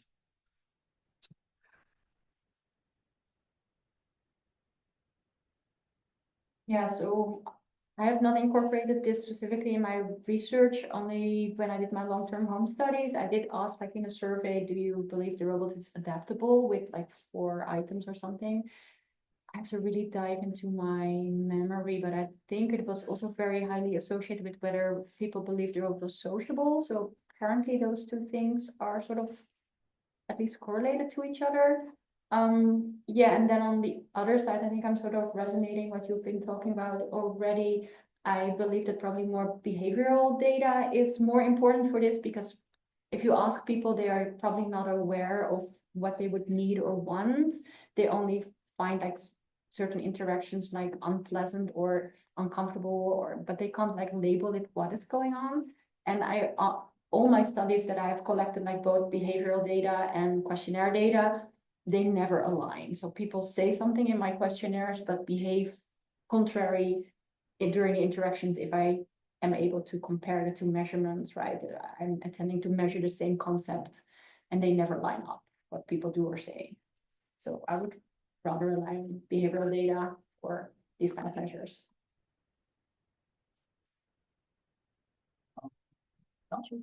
So one of the things I've been thinking about is, so Amazon has Astro, which is a home robot product. And it's really, you can think of it as a consumer device almost more than a robot. And so a lot of our evaluations, we give questionnaires, we ask questions. But if you think of the robot as a consumer device, like your washing machine doesn't say, were you satisfied with me today?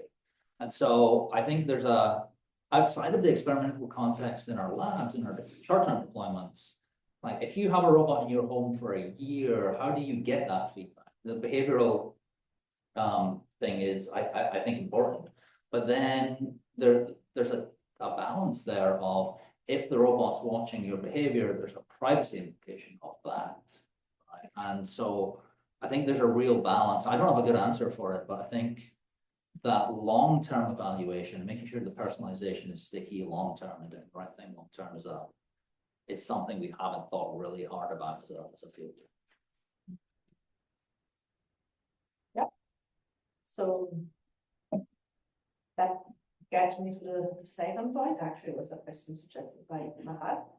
So we are all dealing with the somehow personalization, but no one of us really talk about what not to do. So what are the thing you don't want to do?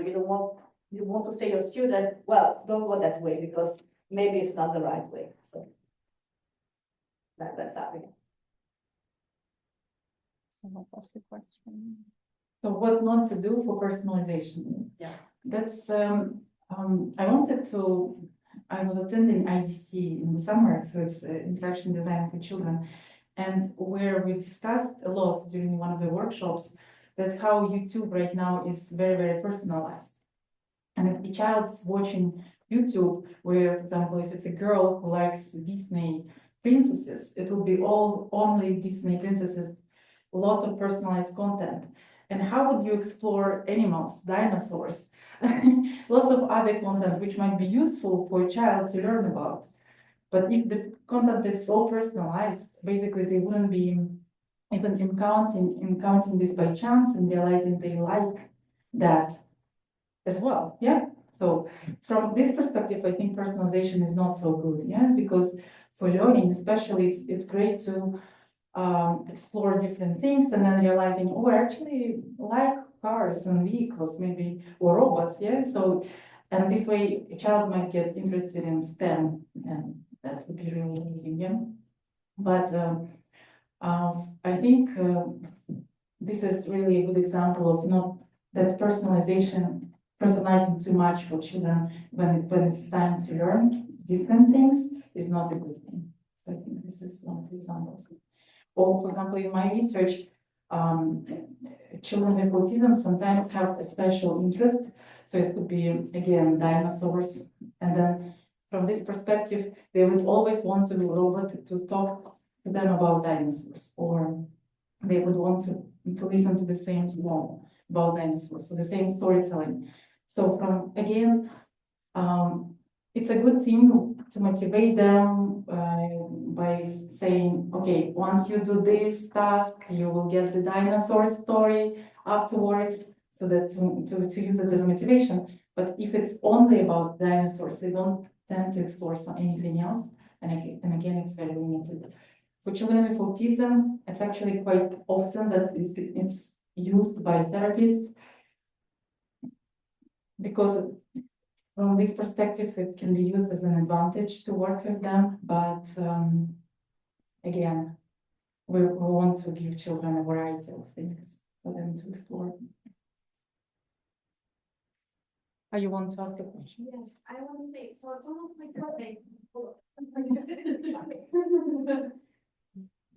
So it's almost like you're saying personalization can almost reach a point of being a hindrance, right?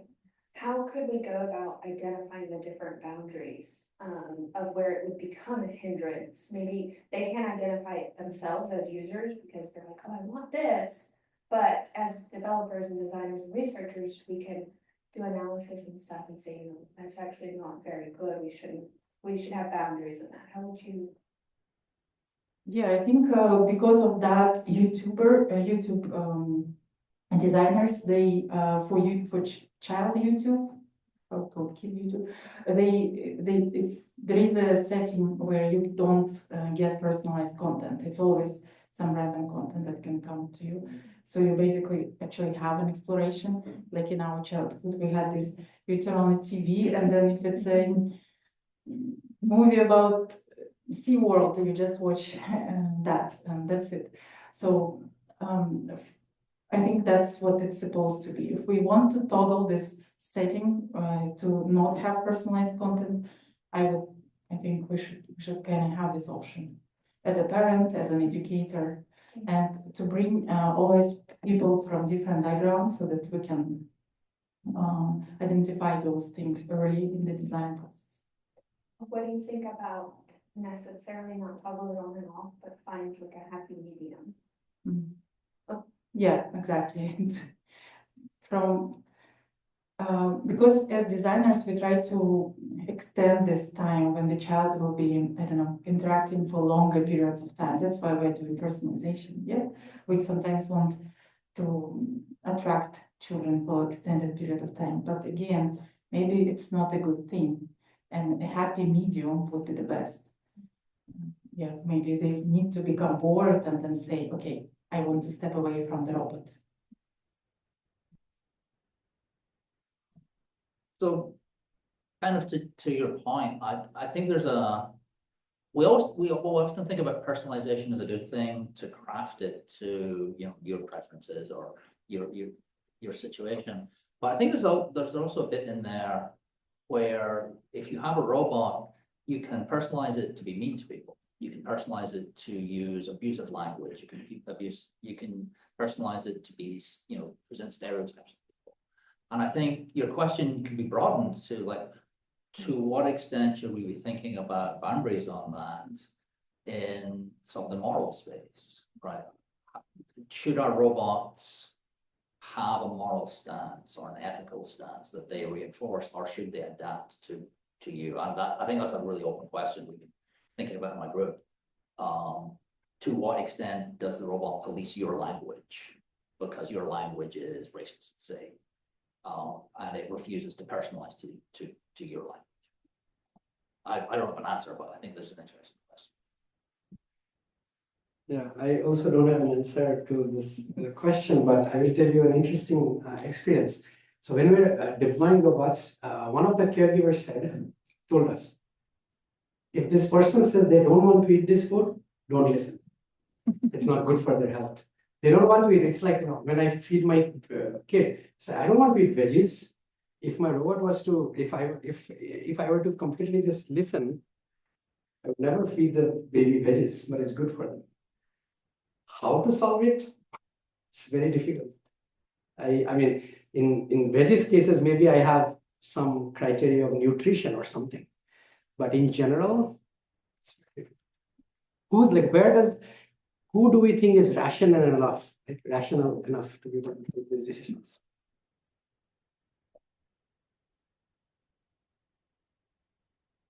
Yeah, so I was sort of heading in your direction as well. What I could think of, like a lot of personalization, for example, colleagues of mine are working more in the health domain. So yeah, then the goal is persuasion towards more healthy behavior. That's good, but yeah, you can also use the same techniques for more like that kind of impacts. And other things is that I think sometimes people are focusing really on like personality traits and see to adapt to that.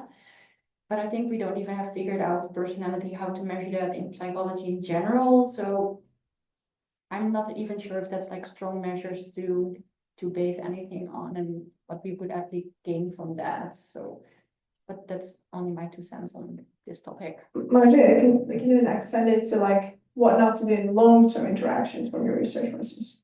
Oh, yeah, well, I wrote a paper on that, right? Do you want me to? Just a brief. Yeah, so oh god, I have to dive into my memory for that. So there was like a difference between like short-term dropout.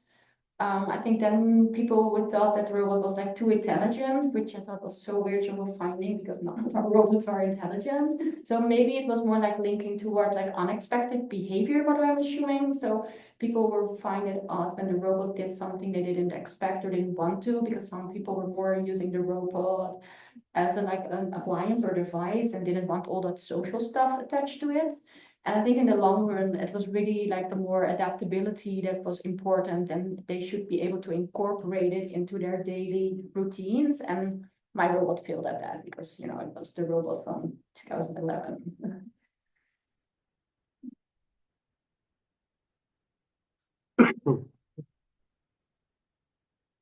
And then I have a follow-up question, because from what you say, it actually means that personalization is towards a goal. So it's not important that I become what you want me to be, but that I accomplish a goal, like taking into account your own traits, your own behavior, your own what you want to do. But then again, what are the boundaries for that? Because if I force you to do something else, so I use your own behavior to make you do something because I have a goal and I want to accomplish, then also moral stance can come. So if I'm not just following your request, then what's the limit of what I can do or I don't?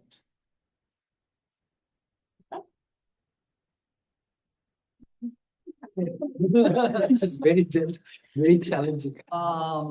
Challenging much? Think we have to think. That's horrible. Well, while you're thinking, we have a comment from the audience. Have the answer.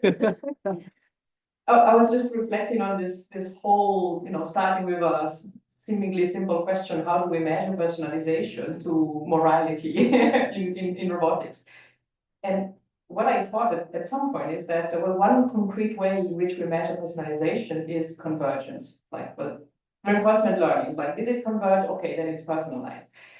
And then sort of building on the whole discussion, I was wondering whether, in a sense, a concrete way to approach this problem is to somehow aim for convergence and design that we never reach it. So somehow make sure that either because you forget certain things or you inject some variables, you make sure that your algorithm keeps on moving.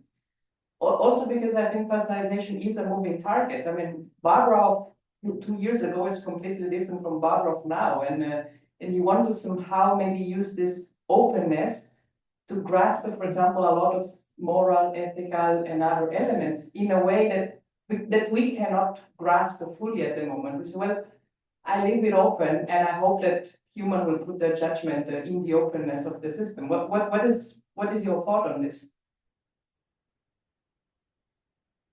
Even worse. That's even worse. I'm going to pick on the word convergence because I think that's a really interesting way of framing it. But I think robotics as a field is leaning into large language models now, which are algorithms can be made to converge because there's a measurement and you look for a gradient and you follow that gradient and something goes to zero. That's not the way that large language models work, though. Like you change the prompt and there's no sort of sense of continuity or gradient of approach. Like it goes, you change one thing and then you get some unexpected thing.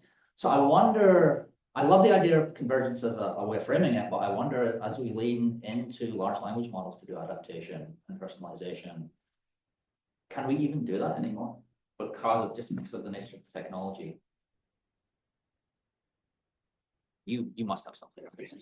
This is your No, I mean, I'm just like, I was also just thinking, like, the way you framed this, like, as a convergence, is very interesting. I never really thought about it. The only thing is, I mean, that's actually a really interesting idea. I think only thing I can think of to be a little bit careful is that if I deliberately do not want to converge, it's basically that means, like, if I use RL or something else, I'm trying to inject, explore more, right? Like, not guiding. And exploring more means I am taking actions that may not always be the best. And there is a user experience part associated with it, which means if I there's a human there, right? If I continuously take, or not continuously, but I keep taking actions that may not be optimal in course according to the user, will it affect user experience that they may stop using it altogether? There's a very subtle balance there. I don't know how to navigate this, but that is the only thing that I would think of. In my work, we try to record this video data or the metrics, which is to some people is very unethical, yeah, because we have this vulnerable population group, children with autism. We have real world interaction. So at the moment there are 7 autism centers which are recording data for us and collecting all of these metrics in real time. And what I'm motivating them with and telling them it's very important. There is no such job that exists right now, which is the robot specialist for autistic children. We have to train these specialists. So every time a new center is buying a robot, I train them how to use the robot in terms of technical capabilities, but also in terms of how do you, what do you do when child starts screaming, or what do you do when the child starts becoming aggressive with the robot and things like that.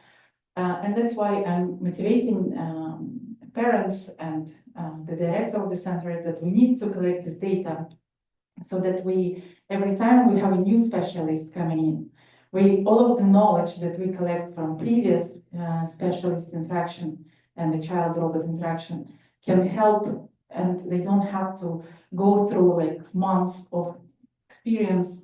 They can already start using that knowledge so that the system can help them in terms of, okay, if you have this situation, this is how a specialist will behave, because we have experience of other specialists. So this is the moral of how we use a very vulnerable situation, but there is still like a benefit to this. And that's how, I don't know, I motivate myself to do this. I motivate others to also trust the system, that we need this, because otherwise we won't be able to make progress and help in the end. I was triggered by what you were telling about, like, there's a user there. I think I would be able to answer some of the questions you might still have there. So if you can like ask me a question of what kind of wondering you have about this user space, I might be able to give an answer on that, but I'm not sure what to say right now. Silvia, thanks. I mean, basically, again, the space of preferences is huge, right? But let's say, like the robot is trying to converge, I'm using the same terminology that you have, to, I don't know, the right placement of the food in front of the mouth. Let's say it's not a great example, but anyway, if I use a typical RL kind of framework or something like that, where, you know, my reward is, I don't know, maybe the user's satisfaction or something like that based on some survey, and my actions are the distance from the mouth, then I would explore, like maybe go too close first, or like go too close, go here, go here, go here, go here. And what I was wondering is, I mean, again, this is not a great example, but what may happen is if I maybe explore 2 times too close, the person is say, oh, I'm not going to use this system anymore. It didn't even get the chance to converge. And so that's why, like, how do you explore, if I were to use that framework so that it is safe, or like the person would continue to, like, it's the right amount of exploration, right? And that is, every person is different. So it's very difficult to quantify that. And that's where basically what I was hinting at. Yeah. So yeah, I have the feeling that users in general have very low tolerance for failure to robots or something. They have such high expectations that they do so well. I don't know if it's the movies that are out there increasing this, or the media in general, right? Every news article seems to be overselling everything. So yeah, I'm working actually on, like, when the robot is doing something weird or wrong, and then that wrong can be like the robot is exactly doing what it's programmed to do, but it is socially wrong, right? So I'm very much interested in how people perceive that, and what we can learn from that, and then build that into like behavioral responses for robots. So how can robots deal with that? And maybe an explanation of what it was thinking, right, would help. But yeah, also like apologies or whatever might also work. But I think there were already studies already out there that, you know, you can't keep apologizing. Like 1-2 times is fine, but if you keeps doing it wrong, then at some point people are also done with those kind of recovery strategies. So I think it's still a big question mark there. I think too, just listening to people talk, the convergence thing I think is still powerful, but it assumes that there is a convergence point. And so I think we're implicitly thinking about robot human dyads here. You did. Yep. Like that was I was cool, thinking, right? yes. And then, but what happens if you have a robot and it's triadic or more, and there are 2 set points, Tapo's eating vegetables and Tapo's child not eating vegetables, and how that interacts with what Maartje was saying of you can only apologize so many times, and if you're flip-flopping between those 2 objectives, like both parties might get upset with the robot and not use it. So I don't know how to think about that. That's gonna be the theme where I just say a thing and say I don't know how to think about it. Study based off of the graphs of face framework, and we uncovered in our study that it's very fluid how people accept, reject, non-acceptance of technology. So while there is, for many people, instances where there's only so many times you can apologize, there are people out there that they'll accept your apology no matter what, continuously, and you can always go back and revert from that non-acceptance back into a different stage of processing that. Like if the robot, like you said, hits your mouth with the fork, they may forgive it in 2 days. They may get over it and revert back through the acceptance process and go back to a different stage. Yeah, I mean, it's good. We actually, this was actually in HRI 2020. We did a study where, I mean, the paper was in HRI 2020, but we did a study where we artificially introduced failures, but the users didn't know that it was artificial. They thought we just told them, hey, robot autonomy is far from like we want it to be, which means robots will inevitably fail. So they thought that it was actually failing. And what we found, just one small axis, what we found was, and we gave them an option that would you still be wanting to, just say, hey robot, feed me this meal, I want to eat sweet items at the end, even if it fails 1 in every 3 trials, would you still prefer that? Or would you want to be in more control of it? Like if it fails, let me just tell tell the robot how to pick up so that I am in control and it will not fail. And what we found was very eye-opening. For our population, people who had more severe mobility limitations, and so every query, every task they want the robot to do had more workload associated with it. They said, even if the robot fails 1 in 3 times, I don't care. I just want to say and then just sit, and the robot should feed me. But people who had less severe mobility limitations, they said, if it fails more than something like, I'm not going to use this robot. It's not useful. And there's just like one small functionality access. So yeah. Do you have more questions, Silvia? Yeah, maybe one final one to wrap up a little bit, because also Dana was discussing this morning that somehow we can learn from the general population what are the parameters for personalization. We mentioned before that we found like 50 types of different behavior that could be adapted with respect to the user. So from one point we have, okay, how to learn which are the parameters, which is a difficult task. But if there are too many, then how to make it, the system quickly learn it before going to, okay, I'm not going to use it, or I don't want to share too many data to train the system. So any final comment on that? How much data we want or require? Definitely, this is something my group is actively wants to solve. We don't have an answer to this. But yeah, I mean, I truly think we should not over rely on robot autonomy. And so maybe, again, I don't know. Maybe my bias tells me, like, maybe we can do this in 2 ways. One is like a user calibration step or something like that, where before the interaction starts, the user knows what they want. And so it's like offline. They say, first of all, we have to create a very flexible interface.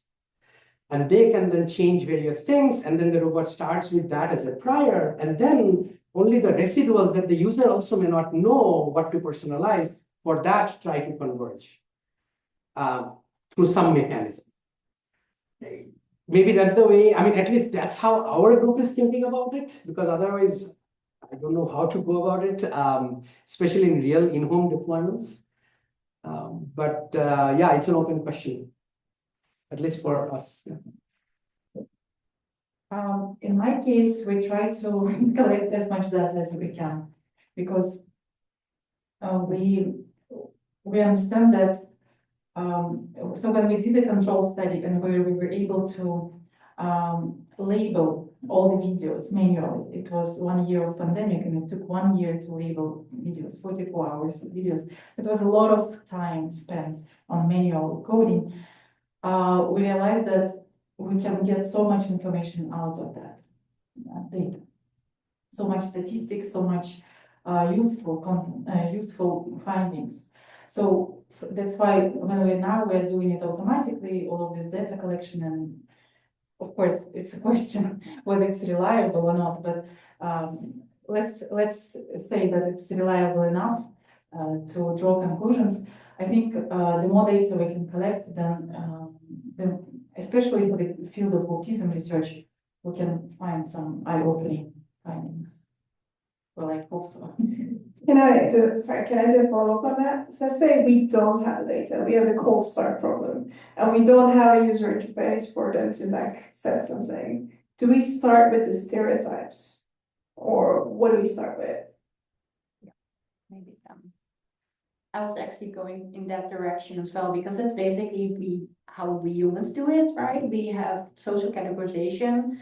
So once we first met a person, we immediately assess a lot of the things based on all the knowledge that we have of the world, and we put people in different buckets, and based on that we have a lot of assumptions.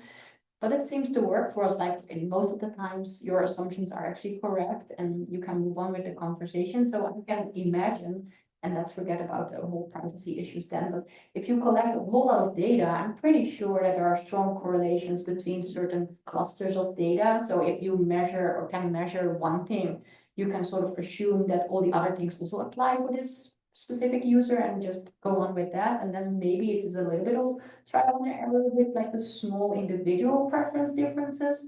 But I think it could be a basis to start with. Like if from a cold start, at least from like what you can see, we can do that as humans, maybe a robot can do that too, that already have some sort of representation of what this specific user wants. Bill, I'm gonna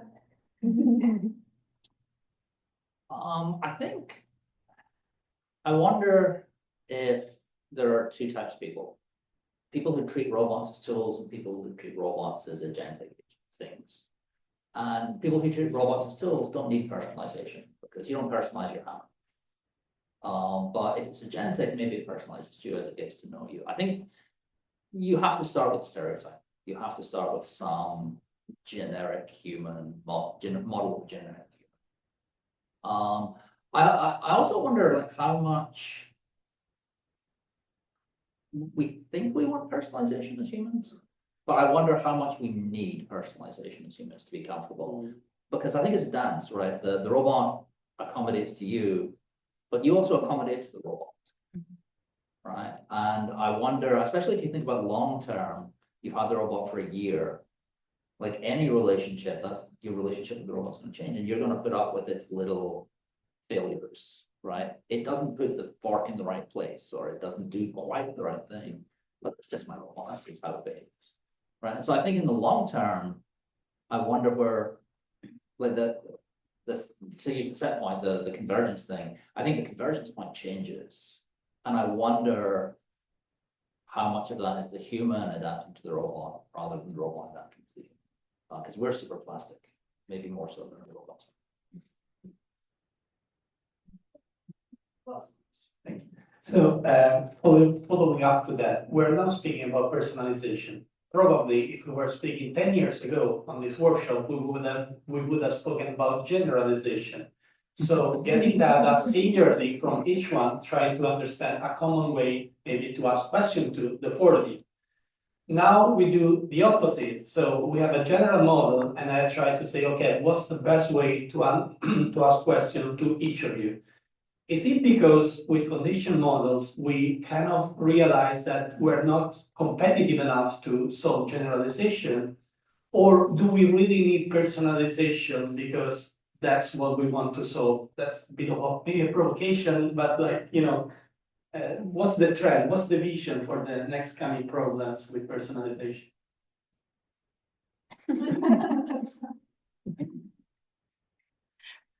I guess personalization is the ultimate goal of HRI community, or at least it was 10 years ago, yeah? And that's why we were like trying to go forward with personalization. For different populations, at least for populations that I'm working with, that's going to be the only way of going for personalization. They need personalized interaction. But for, as we were discussing before, for general population, perhaps I wouldn't want exactly a robot personalizing to my stereotypes or to what it perceives that my stereotypes are. Maybe I would rather get a generalized interaction, greeting, and so on, just to be, I don't know, treated as fairly and equally and equity and all of the things that the robot will, once it's personalized too much or to the wrong agent, like that it perceived in terms of my perception, probably I wouldn't be that happy. Yeah. Just to clarify, if I want to personalize over 4 people, then like to me, personalization still has its own meaning. If I start like, enlarging the number of people I want to personalize to, like, let's say 10, 100, 1,000, then doesn't it become generalization again? Or like, where's the... I think of this, sorry. Great question. I think of this from the modeling perspective as it becomes 100 different models. So it's not generalization. So it's like one prior model. And then when I personalize to you, I don't use that model, fine tune it to you. I don't use that model for the other person. So it's 100 different, it becomes at that point 100 different models. So my bias tells me that at that point, it is not generalization. I start with a general enough model, good enough prior, and then I try to personalize to each. And then it's not that I'm going to deploy this again somewhere else. Again, just my take. I'm not sure how related this is, but it might be there's a meta problem here of the first thing we have to personalize is how much you want the robot to be personalized to. Right, and I always think of it as you're dividing the space, you get a population of all people that the robot interacts with, and you're partitioning it, and then you're specializing to those partitions. And I guess the question is, how big are those partitions? Are you generalizing to all people who don't want the robot to personalize to them? And then maybe there's enough, maybe people cluster. I've got no evidence for it, but I think people cluster, right? There are people who have common wants, interests, needs. Maybe that's a stereotype, but maybe we're generalizing within the cluster of those people. And what we mean by personalization is breaking up those clusters.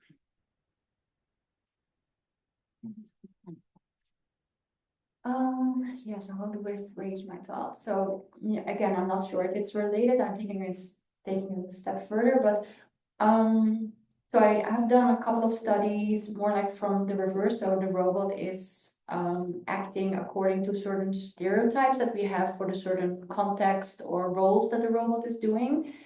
And we would be more likely to accept the robot in that role if it is like conforming to all our standard social stereotypes. For example, gender stereotypes, that like feminine robots are more suitable for like more social tasks, etc.